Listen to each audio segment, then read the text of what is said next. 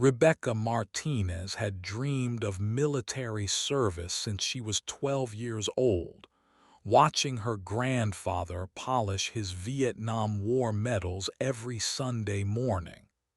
23 years later, she stood at attention in the Georgia heat, sweat beading under her camouflage cap as Staff Sergeant Coleman delivered the news that would change everything. The promotion board had passed her over again. Third time in 18 months. "Martinez, you're a fine soldier," Coleman said, his weathered face showing genuine regret.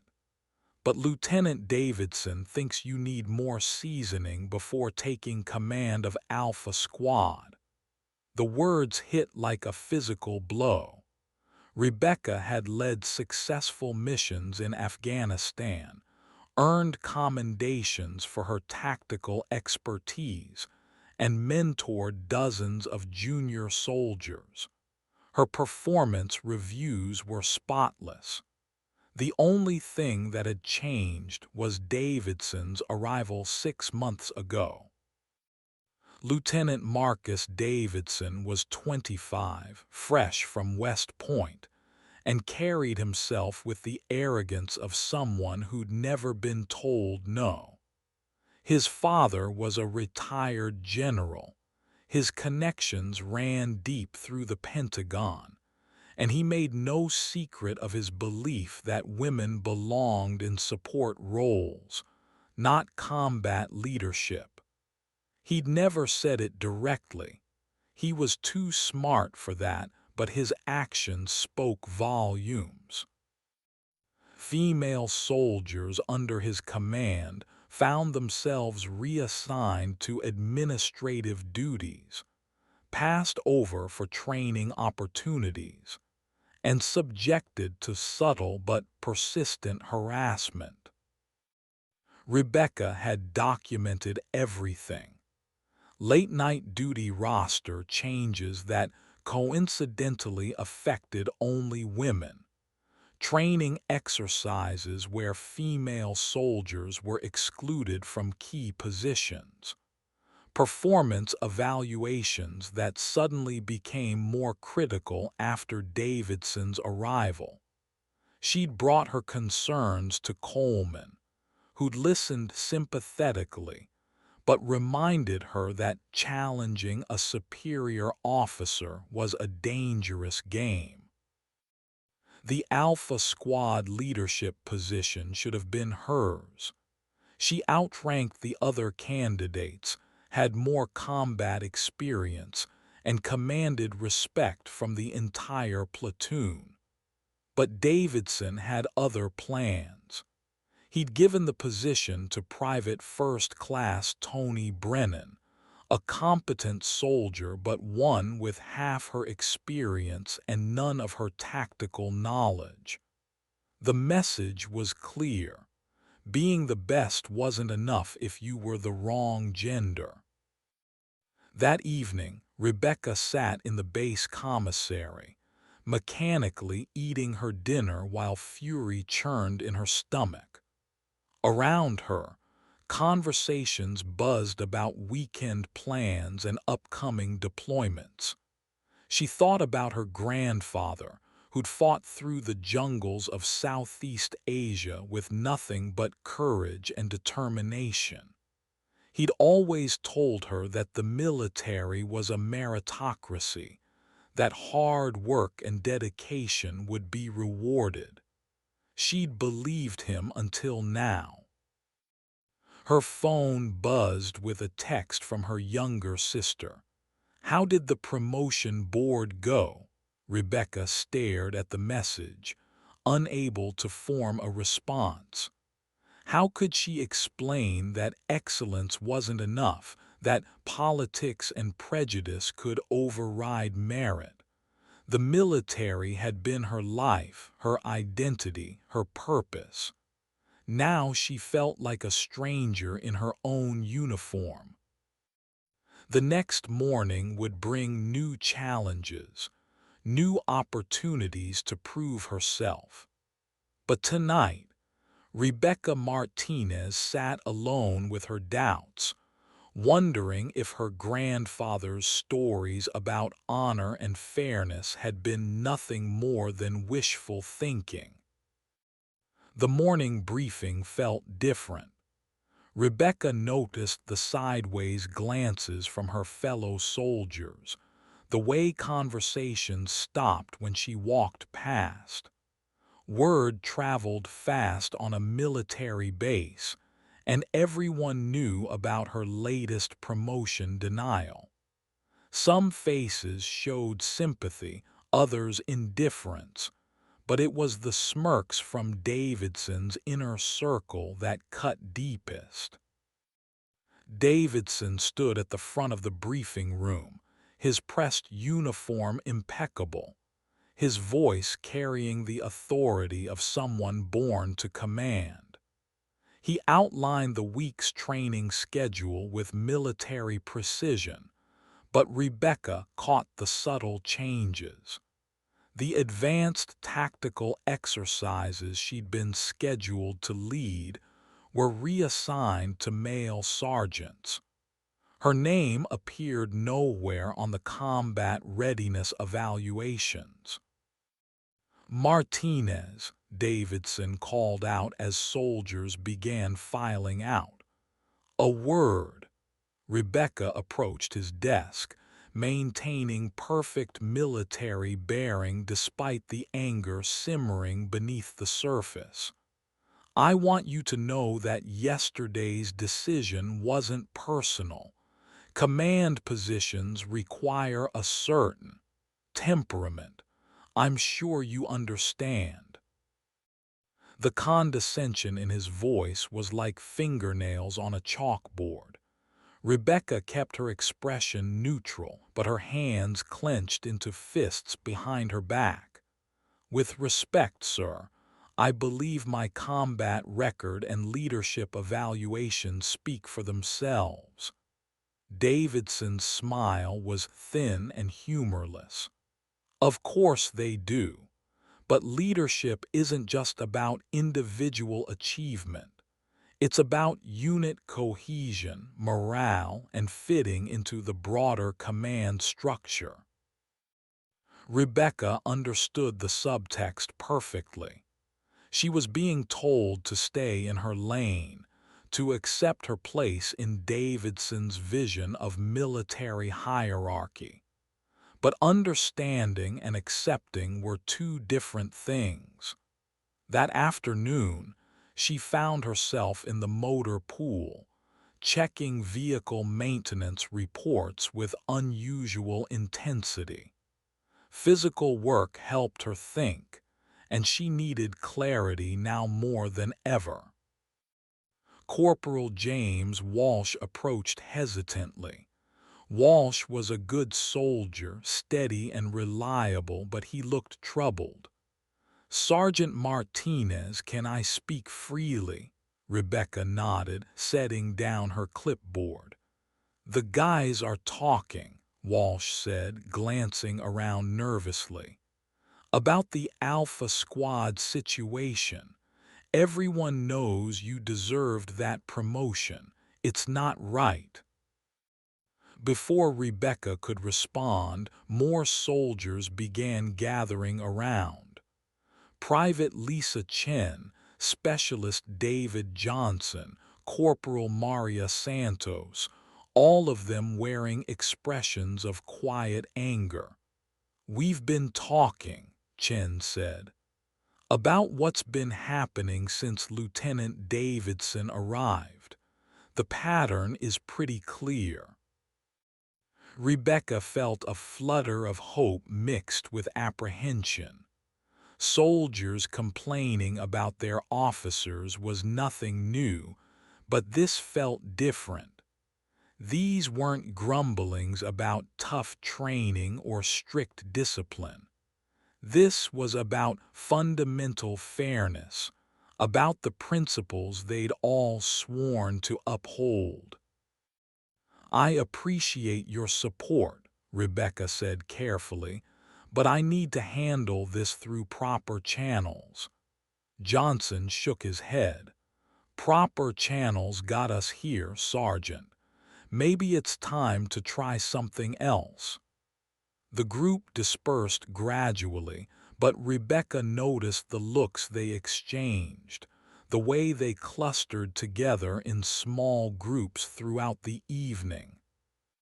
Something was building in the ranks, a quiet rebellion that Davidson couldn't see from his office. Rebecca felt both proud and terrified. These soldiers were willing to take risks for her, but military justice was swift and unforgiving. One wrong move could destroy careers, ruin lives, and validate every stereotype about women causing disruption in the ranks. The next morning brought an unexpected development. Rebecca was summoned to Colonel Harrison's office, the base commander who rarely dealt with individual soldiers unless something significant had occurred. She marched across the courtyard with growing apprehension, wondering if word of yesterday's motor pool gathering had reached the upper echelons. Colonel Harrison was a career military man in his 50s, with graying temples and eyes that had seen too many wars. He gestured for Rebecca to sit, an unusual informality that set her immediately on edge. "Martinez, I've been reviewing your service record. Impressive stuff. 3 combat tour, numerous commendations, consistently high performance evaluations." Rebecca remained at attention despite the invitation to sit. "Thank you, sir." Harrison studied her for a long moment. "I'm also aware of your recent promotion situation. Lieutenant Davidson has assured me that the decision was based purely on merit and unit needs." The words were carefully chosen, official, but his tone suggested skepticism. "I've heard some interesting conversations around the base," Harrison continued. "Soldiers expressing concerns about leadership decisions, questioning the fairness of recent assignments. As a commander, I need to be aware of morale issues that might affect unit readiness." Rebecca felt the trap closing around her. Military regulations were clear about soldiers criticizing their superiors. Even passive involvement in such discussions could result in disciplinary action. "I haven't encouraged any inappropriate discussions, sir," Rebecca said carefully. Harrison nodded slowly. "I'm sure you haven't, but I'm also sure you're aware that your fellow soldiers respect you tremendously. They look up to you, trust your judgment. That kind of influence comes with responsibility." The message was clear. Control your people or face the consequences.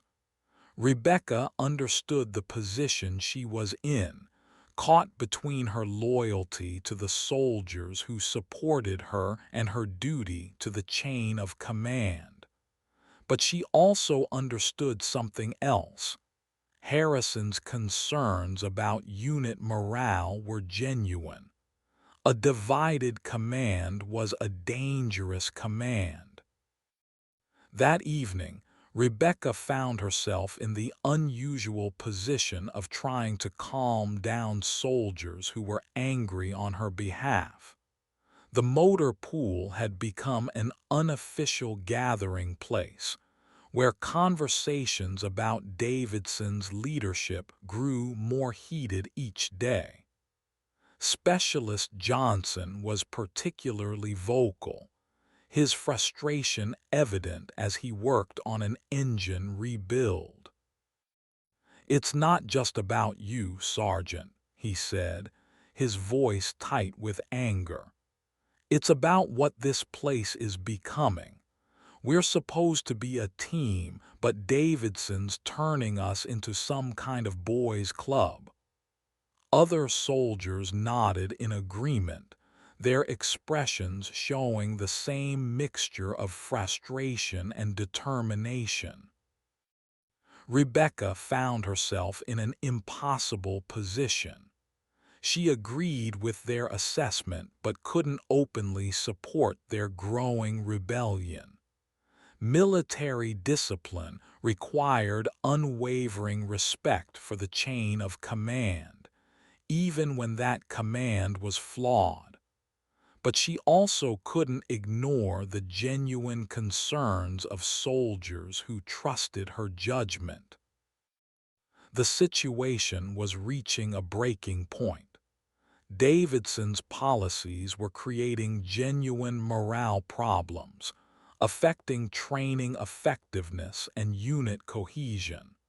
But addressing these issues through official channels had proven futile. Rebecca had documented everything, followed every regulation, and been dismissed at every turn. Now her soldiers were taking matters into their own hands, and she wasn't sure she could stop them even if she wanted to.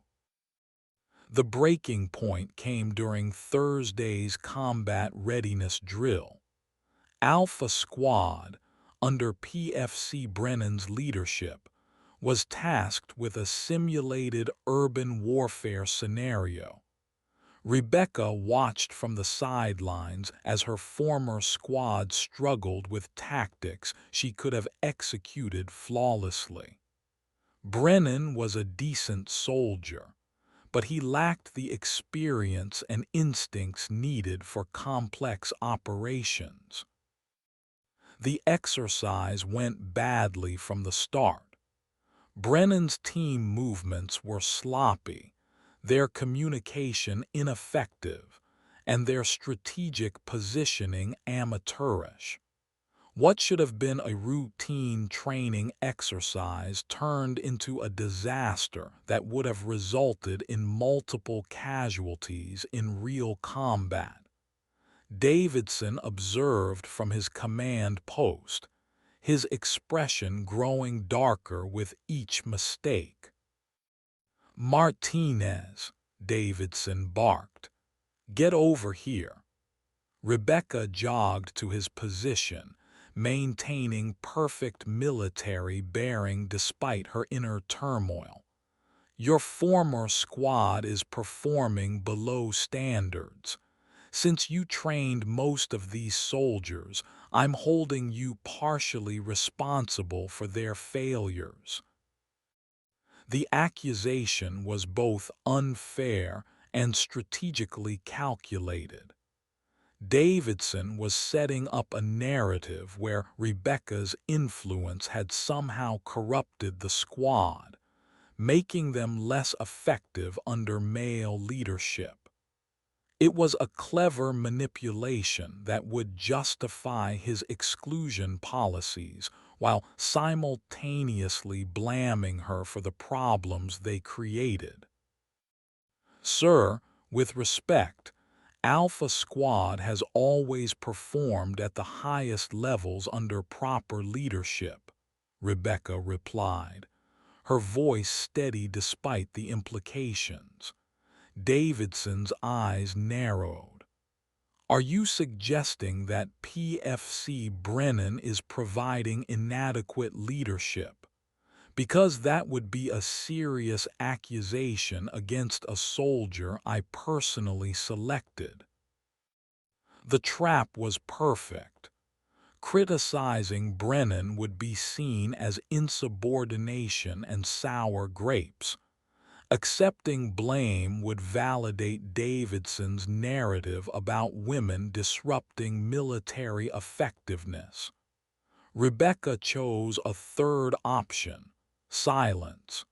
She stood at attention, meeting Davidson's gaze without flinching, letting her expression speak for itself. The standoff lasted nearly a minute before Davidson dismissed her with a wave.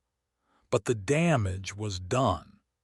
Every soldier within earshot had witnessed the exchange, seen their respected sergeant publicly humiliated for problems she hadn't created. The anger in the ranks was palpable. That evening, the motor pool gathering was larger than usual. Soldiers from other squads had joined the regular group, all of them expressing frustration with Davidson's leadership. The conversation had evolved from complaints about unfair treatment to discussions about concrete action. "We need to do something," Corporal Santos said, her voice carrying the determination of someone who'd reached her limit. "This isn't just about promotions anymore. It's about the kind of military we want to serve in." Murmurs of agreement rippled through the group. Rebecca felt the weight of their expectations, the pressure to provide leadership in a situation that had no clear solution. These soldiers trusted her judgment, respected her experience, and were willing to follow her lead. But leading them down this path could destroy their careers and validate every argument about women causing disruption in military units. "I understand your frustration," Rebecca said carefully, "but we need to be smart about this. Military justice is swift and unforgiving. Any action we take needs to be by the book, beyond reproach." The soldiers nodded, but she could see the determination in their eyes. They were going to act, with or without her guidance. Friday morning brought news that changed everything.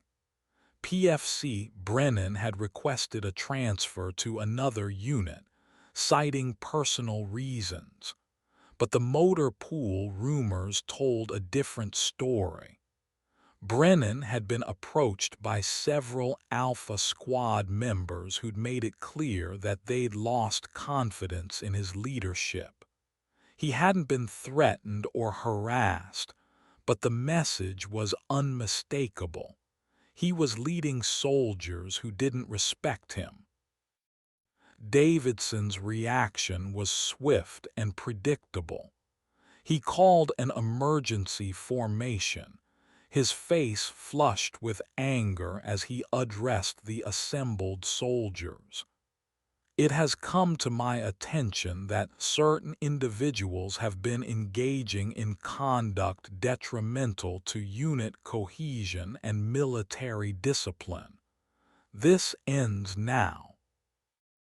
Rebecca stood in formation, watching Davidson's performance with professional detachment. He was losing control of his command, and his desperation was showing. The soldiers around her maintained perfect military bearing, but she could sense their quiet defiance. They'd drawn a line in the sand, and Davidson had no idea how to respond. "Effective immediately," Davidson continued. "All informal gatherings outside of official military functions are prohibited. Any soldier found participating in unauthorized meetings will face disciplinary action." The order was legally questionable and practically unenforceable, but it demonstrated Davidson's growing panic. After formation, Rebecca found herself once again summoned to Colonel Harrison's office. This time the base commander looked genuinely troubled. Martinez, I'm going to speak plainly. We have a problem. Unit morale is at an all-time low, training effectiveness is suffering, and I'm getting reports of potential insubordination.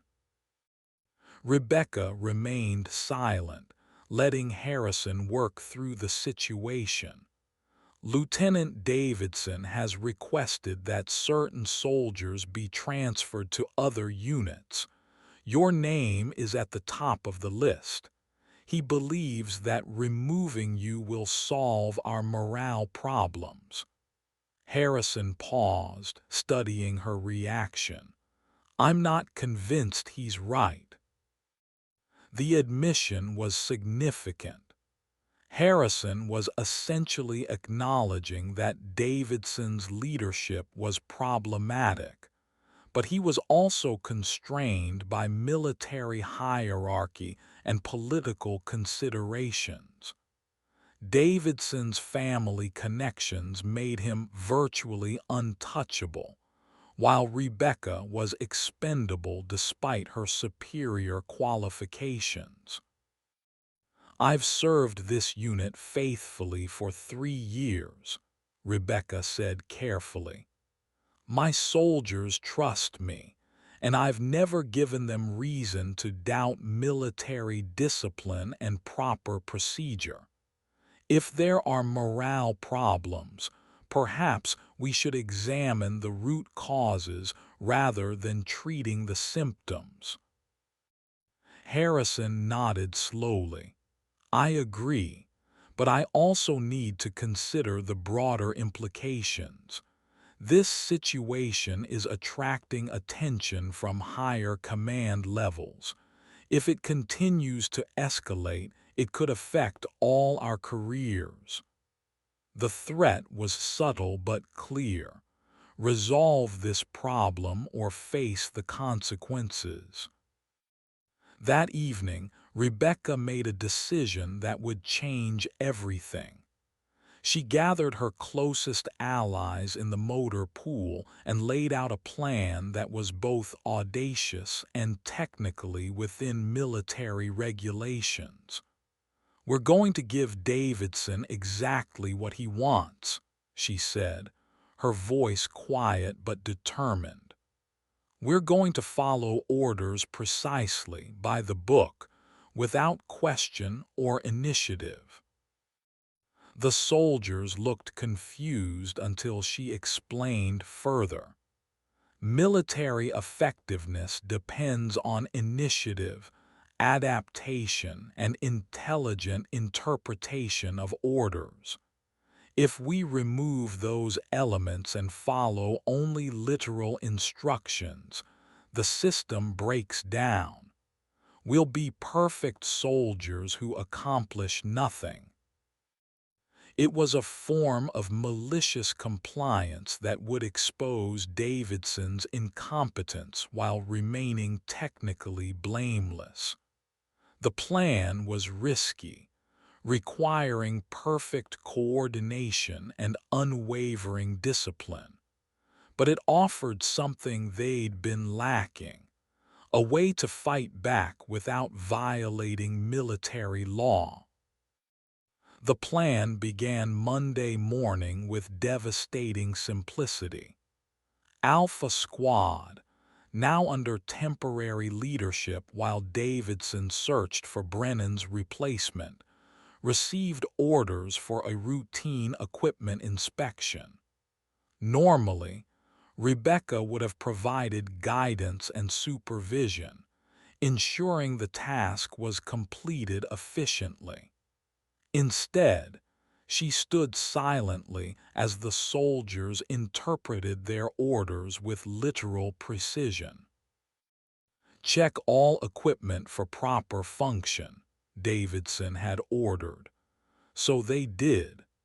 Every single item, every bolt, every strap, every piece of gear was examined with methodical thoroughness.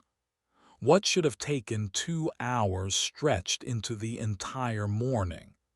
When Davidson arrived to check their progress, He found soldiers dutifully inspecting items that obviously didn't need inspection. "What the hell is taking so long?" Davidson demanded. Corporal Walsh looked up from a perfectly functional radio he'd been testing for the third time. "Sir, you ordered us to check all equipment for proper function. We're following orders exactly as given." Davidson's face flushed red, but he couldn't argue with the logic. They were following orders. The pattern continued throughout the week. Training exercises that should have been completed with initiative and adaptation became exercises in literal interpretation. When ordered to secure the perimeter, soldiers established a perimeter and maintained it without considering tactical flexibility. When told to maintain communications, they maintained constant radio chatter about trivial matters. Rebecca watched from the sidelines as Davidson's frustration grew. He'd asked for perfect obedience, and he was getting it. But perfect obedience without intelligence or initiative was militarily useless. His commands became increasingly detailed and specific, trying to anticipate every possible misinterpretation. But the soldiers always found new ways to comply with the letter while violating the spirit of his orders. The breakthrough came during a simulated combat exercise. Davidson had spent hours drafting detailed orders, trying to prevent any possible misunderstanding. But the soldiers had learned to think like lawyers, finding loopholes and ambiguities in even the most carefully worded instructions. The exercise became a masterclass in malicious compliance. "Take position at grid coordinates 245,890, Davidson had ordered. So they did, establishing position at exactly those coordinates despite the obvious tactical disadvantage. When enemy forces flanked them from a predictable direction, they maintained position because they hadn't been ordered to adjust. The entire exercise collapsed into chaos. Other units began noticing the problems. Alpha Squad's reputation for excellence was being replaced by stories of bizarre tactical decisions and inexplicable failures. But when investigators reviewed the situations, they found that orders had been followed precisely. The soldiers were technically blameless, but their unit was becoming a laughingstock. Davidson's attempts to regain control only made things worse. He began micromanaging every detail, issuing orders so specific that they removed all initiative and flexibility. The soldiers complied with cheerful precision, creating a command structure that was both perfectly obedient and completely dysfunctional. Colonel Harrison called Rebecca to his office again, this time with undisguised desperation. "Martinez, I don't know what's happening to my base, but I need it to stop. Training effectiveness is down 30%. Morale surveys are showing unprecedented problems, and I'm getting calls from division headquarters." Rebecca maintained her professional demeanor while internally celebrating. The plan was working better than she'd hoped. Davidson's incompetence was being exposed in ways that couldn't be ignored or covered up. But she also knew that the situation couldn't continue indefinitely without serious consequences for everyone involved. The moment of truth came during a surprise inspection from division headquarters. General Patricia Hendricks, a no-nonsense commander with 30 years of experience, arrived with a small team to assess the base's readiness. Rebecca watched from across the courtyard as Davidson scrambled to present his best face to the visiting dignitaries. The inspection began with a routine drill that should have showcased Alpha Squad's capabilities. Instead, it became a demonstration of bureaucratic dysfunction. Every movement was technically correct but tactically questionable. The soldiers followed orders with mechanical precision, creating a performance that was both flawless and fundamentally wrong. General Hendricks watched with growing concern as the exercise unfolded. Her experience allowed her to see what Davidson couldn't. These were excellent soldiers performing badly because of poor leadership. The precision of their failures suggested deliberate action rather than incompetence. "Lieutenant Davidson," she said after the exercise concluded, "I'd like to speak with some of your soldiers individually. Standard procedure for understanding unit morale." Davidson's face paled, but he couldn't refuse a direct order from a general.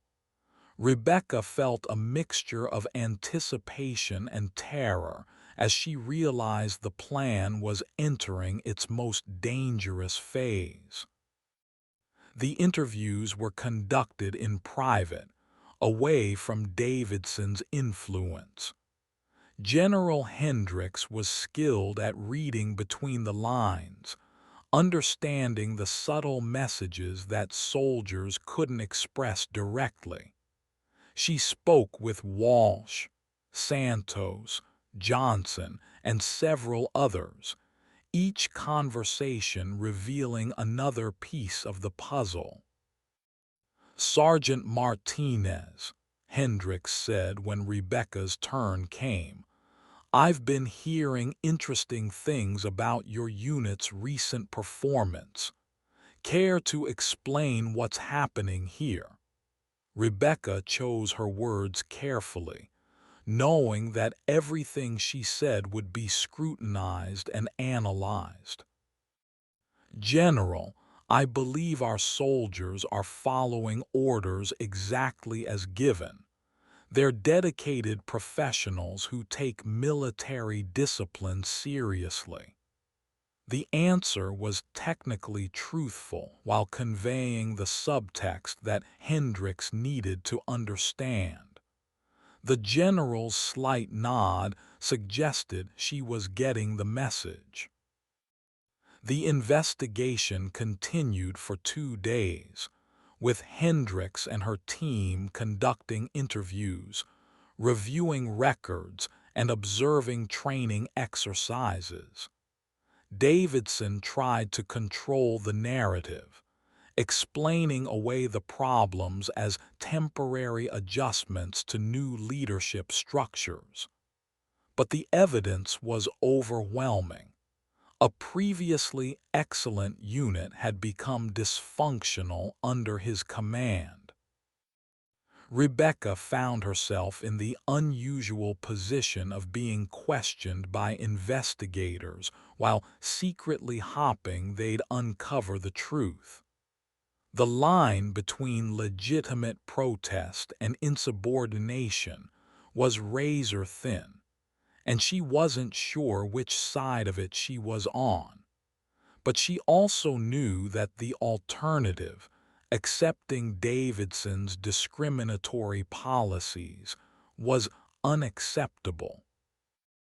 The turning point came when General Hendricks discovered Davidson's pattern of reassigning female soldiers to administrative roles. The documentation was there, hidden in routine personnel files, but the pattern was unmistakable. Every woman who'd shown leadership potential had been systematically excluded from combat roles. "This is interesting," Hendricks said during a private meeting with Colonel Harrison. Rebecca wasn't present, but she heard about the conversation through the base grapevine. "You have several highly qualified female soldiers who have been consistently passed over for leadership positions. That's not just poor personnel management, it's potentially discriminatory." The investigation was no longer about unit morale or training effectiveness. It had become about discrimination, harassment, and the systematic exclusion of qualified soldiers based on gender. Davidson's carefully constructed narrative was crumbling, and there was nothing he could do to stop it. The final confrontation came during a base-wide formation called by General Hendricks. The entire command structure was present, from Colonel Harrison down to the newest privates. Rebecca stood at attention, knowing that the next few minutes would determine not just her future, but the future of every soldier who'd supported her. "I've completed my investigation," Hendricks announced, her voice carrying across the silent formation. "I've found evidence of systematic discrimination, poor leadership decisions, and a command structure that has failed to maintain unit cohesion and effectiveness." Davidson stood rigid, his face pale as his career crumbled around him. "Effective immediately," Hendricks continued. "Lieutenant Davidson is being reassigned to administrative duties pending a full investigation by the Inspector General's office. His command authority is revoked." The words hit like thunderbolts. Davidson's political connections wouldn't save him from a formal discrimination investigation. But the real shock came next. "I'm also announcing several personnel changes designed to restore this unit's effectiveness. Sergeant Martinez, step forward." Rebecca marched to the front of the formation, her heart pounding with a mixture of fear and anticipation. This moment would either vindicate everything she'd fought for or destroy her career entirely. "Sergeant Martinez," Hendricks said, "you are hereby promoted to Staff Sergeant and assigned as Alpha Squad Leader, effective immediately. Your record of excellence and the respect you command from your fellow soldiers make you the obvious choice for this position." The formation erupted in subtle but unmistakable celebration. Soldiers maintained military bearing, but Rebecca could see the smiles, the quiet nods of approval, the sense that justice had finally been served. She'd achieved what had seemed impossible just weeks earlier. The aftermath was swift and thorough. Davidson's discrimination was documented and forwarded to appropriate authorities. Several female soldiers who'd been systematically excluded from leadership roles were given new opportunities. The unit's training effectiveness improved dramatically as soldiers regained confidence in their leadership structure. Rebecca found herself in the strange position of being celebrated as a hero while maintaining that she'd done nothing more than follow orders. The distinction was important. She hadn't led a rebellion or violated military discipline. She'd simply allowed her soldiers to demonstrate the natural consequences of poor leadership. Colonel Harrison called her to his office one final time, this time with genuine respect in his voice. "Martinez, I want you to know that your handling of this situation was exemplary. You could have encouraged insubordination or violation of military law. Instead, you found a way to expose the problems while maintaining discipline and respect for the chain of command." Rebecca accepted the praise while privately acknowledging the role her soldiers had played. They'd taken enormous risks, trusting her judgment and believing in the possibility of justice. Their willingness to act had made everything possible. The story spread throughout the military community, becoming a case study in both leadership and creative problem-solving. Rebecca had proven that excellence could overcome prejudice, that creative thinking could triumph over entrenched discrimination, and that sometimes the most effective rebellion was perfect compliance with unjust orders. But perhaps most importantly, she'd shown that military discipline and moral courage weren't contradictory concepts. They were complementary forces that, when properly applied, could create positive change within even the most rigid hierarchical structures. 6 months later, Rebecca stood before a different formation, this time as the senior non-commissioned officer addressing new recruits. Alpha Squad had become one of the most effective units on the base, with training scores that consistently exceeded standards. The transformation had been remarkable, but the real victory was in what hadn't changed: military discipline, respect for authority, and unwavering commitment to excellence. The new recruits included both men and women, and Rebecca made sure they understood that competence was the only qualification that mattered. She'd learned valuable lessons about leadership, justice, and the importance of standing up for principles, even when the cost seemed too high to bear. Davidson had been quietly reassigned to a desk job in procurement. His career effectively ended.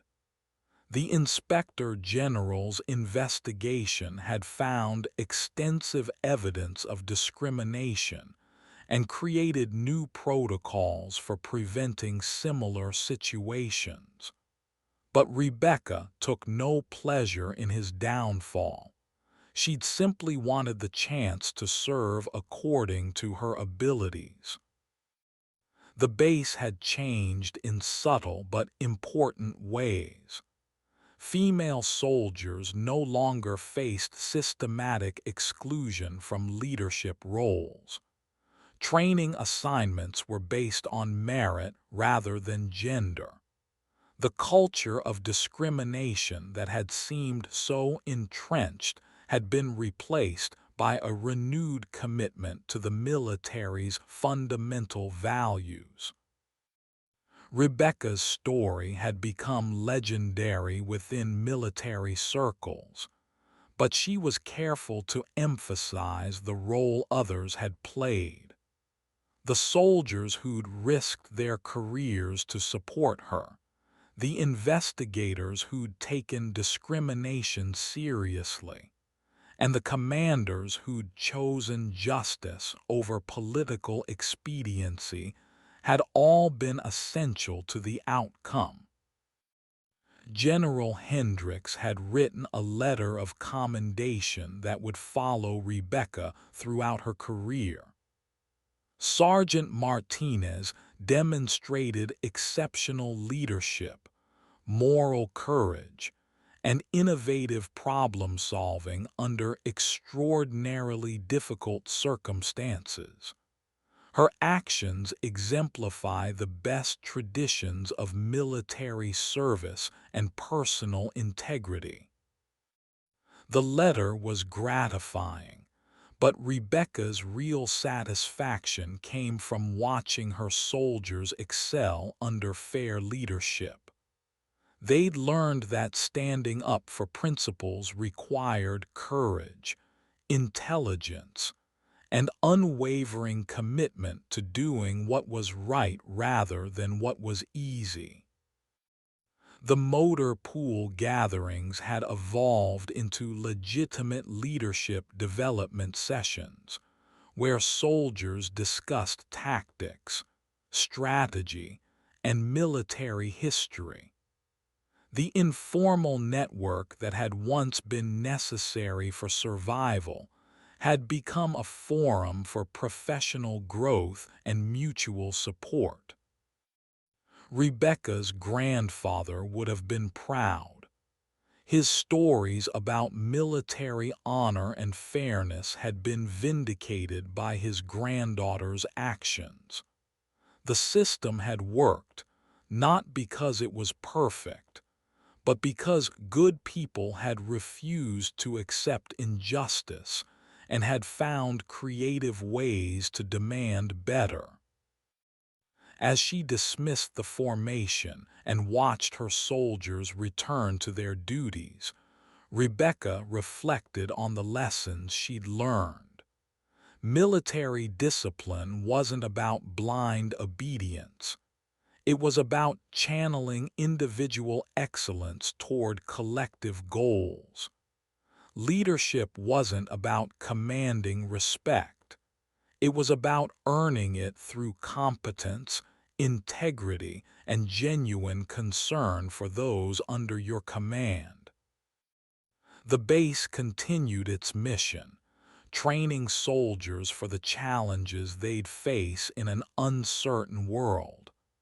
But now it did so with a renewed commitment to the principles that made military service meaningful: honor, courage, commitment, and the understanding that true strength came from unity built on mutual respect and shared purpose.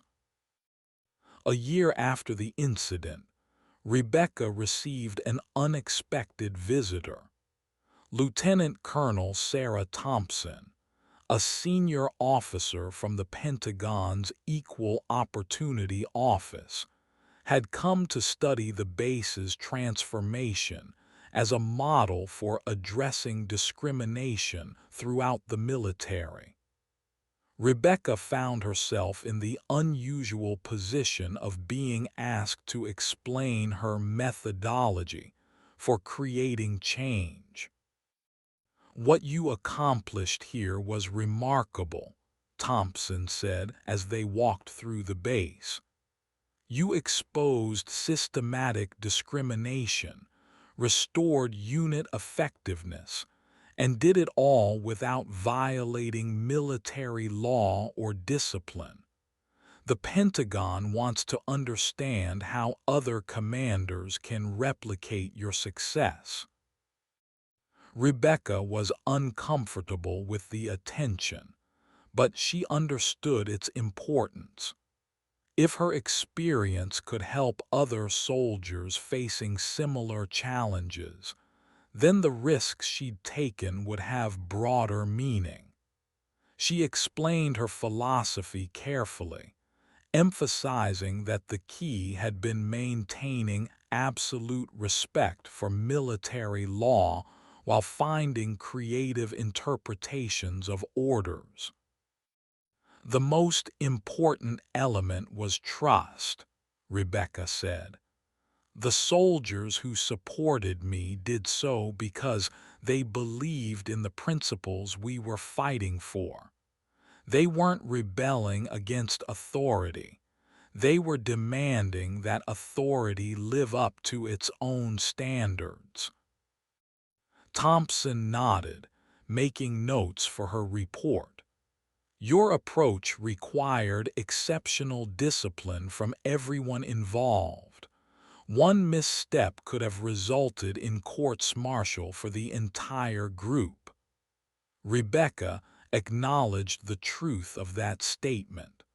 The line between legitimate protest and insubordination had been razor-thin, and they'd walked it perfectly.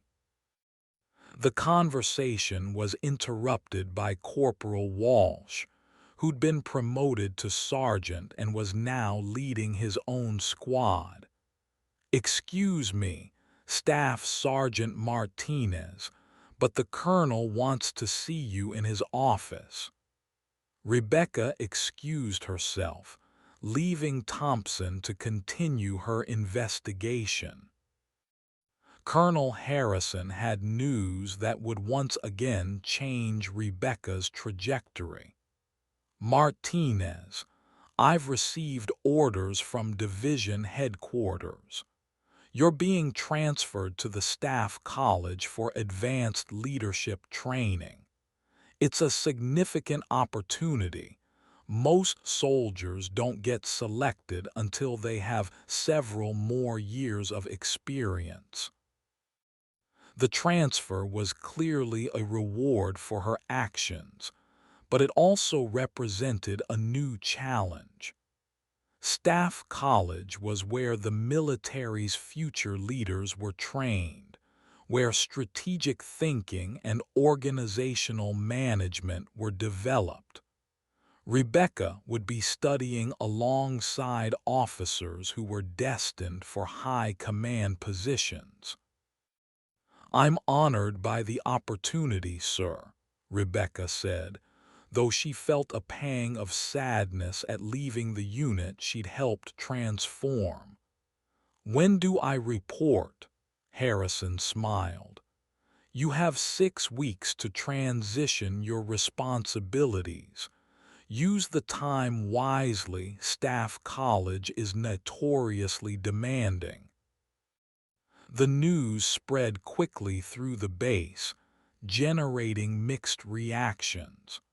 Her supporters were thrilled by her success, seeing it as validation of their decision to support her. Others viewed it as evidence that challenging authority, even cleverly, was rewarded over quiet competence.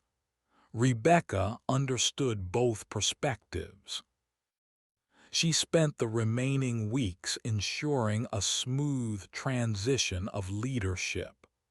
The soldiers she'd trained were ready to take on greater responsibilities, and the systems she'd helped develop would continue functioning after her departure.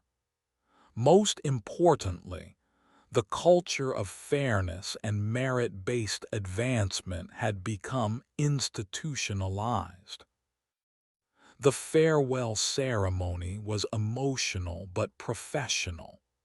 Rebecca had touched many lives during her time at the base, but she'd also been changed by the experience. She'd learned that leadership wasn't about having authority. It was about using whatever influence you had to make things better for those around you.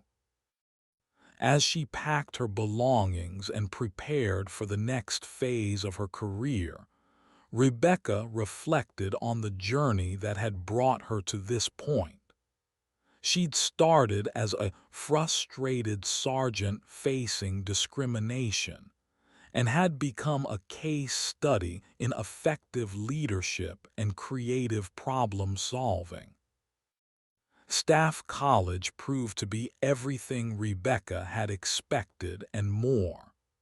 The coursework was intellectually demanding, covering everything from military history and strategy to organizational psychology and leadership theory. But the real challenge was cultural. She was one of only a handful of enlisted soldiers in a program dominated by officers. The other students were impressive, captains and majors who'd been selected for their potential to reach general rank.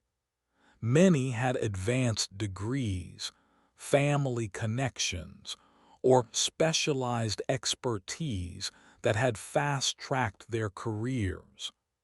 Rebecca felt the familiar challenge of proving herself in an environment where she was initially viewed as an outsider.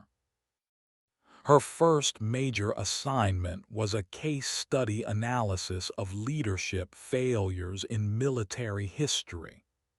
Rebecca chose to examine the systematic exclusion of qualified personnel based on non-performance factors, essentially writing an academic analysis of the discrimination she'd recently experienced. The paper was well received, but she noticed some classmates seemed uncomfortable with its implications. Lieutenant Colonel David Chen, one of her instructors, called her to his office after class. "Martinez, your paper on personnel discrimination was excellent. You clearly understand the organizational costs of bias and the importance of merit-based advancement. But I'm curious, how do you handle situations where the existing system resists change?" Rebecca recognized the question for what it was. Chen knew about her recent experience and was testing her understanding of the lessons she'd learned. "Sir, I believe that effective change requires working within established systems while finding creative ways to expose their weaknesses. Direct confrontation often fails, but intelligent compliance can be very effective." Chen nodded approvingly. "That's a sophisticated understanding of organizational dynamics. Most people assume that change requires breaking rules, but sometimes the most effective approach is following rules so precisely that their flaws become obvious." The conversation continued for another hour, covering leadership theory, organizational psychology, and the art of creating change from within hierarchical structures. Rebecca's reputation at Staff College began to shift as her classmates recognized her practical experience and analytical abilities. She wasn't just an enlisted soldier who'd gotten lucky. She was a skilled leader who'd solved complex problems under difficult circumstances. Her contributions to class discussions became increasingly valued. The midterm project was a group assignment. Develop a comprehensive plan for improving unit effectiveness in a hypothetical command. Rebecca found herself working with 3 officers who initially seemed skeptical of her inclusion. But as the project progressed, they began to appreciate her unique perspective and practical experience. "You think differently than the rest of us," Major Patricia Williams observed during one of their planning sessions. "We approach problems from a theoretical perspective, but you understand how policies actually affect the soldiers who have to implement them." Rebecca appreciated the observation, but she also understood that both perspectives were necessary for effective leadership. The project required them to address a simulated morale crisis in a fictional unit. While her teammates focused on administrative solutions and policy changes, Rebecca emphasized the importance of understanding the human dynamics that created the problem. Her approach was more complex but ultimately more effective. Their final presentation was selected as the best in the class, earning recognition from the college commandant. But Rebecca's real satisfaction came from the knowledge that she'd contributed meaningfully to a team of future military leaders. She'd proven that excellence could overcome initial skepticism, and that diverse perspectives strengthened organizational effectiveness. As the semester progressed, Rebecca found herself being consulted by classmates who were facing leadership challenges in their own units. Her experience with discrimination and organizational change made her a valuable resource for officers dealing with similar problems. The second semester at Staff College brought new challenges and opportunities. Rebecca was selected for the Advanced Leadership track, a program designed for students who showed exceptional potential for senior command positions. The selection was significant. It meant that her instructors believed she had the capability to reach the highest levels of military leadership. The advanced track included additional coursework in strategic planning, international relations, and defense policy.